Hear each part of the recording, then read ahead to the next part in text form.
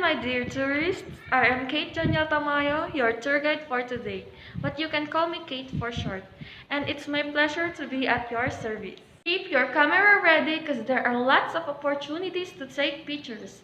And always bring your alcohol, wear your face mask, and observe social distancing. And if you have any clarifications or questions, please don't hesitate to get my attention. Before going to our first destination, let me tell you something about Paoay. The town was formerly called Bombay. The name indicates that perhaps at a remote time, Paoay had trade relationship with Bombay, India. Inhabitants of the latter invited the former to leave the coastal area and live with them, but they refused and said, "Makapaway kami," which means we can manage or we can live by ourselves. Repeated use words of "makapaway kami" coined the word "paway," which referred to independent-minded people.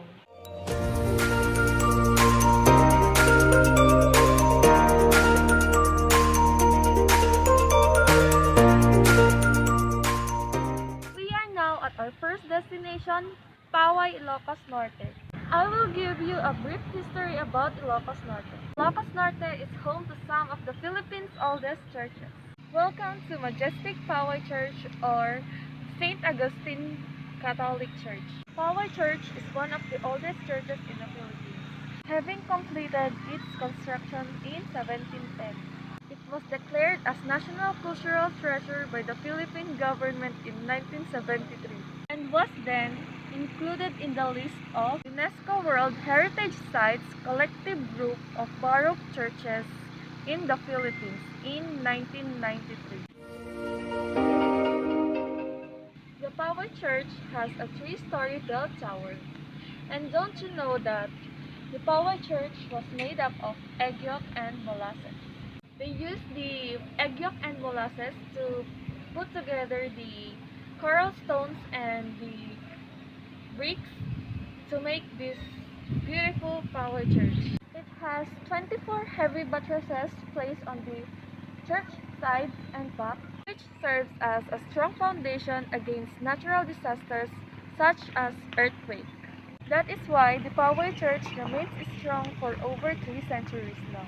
Its facade is reminiscent of Spanish, Chinese, and Filipino influences with its Gothic, Baroque, and Oriental design. There is also a small sanctuary or prayer garden on the right side of the church called the Jardín de San Agustín.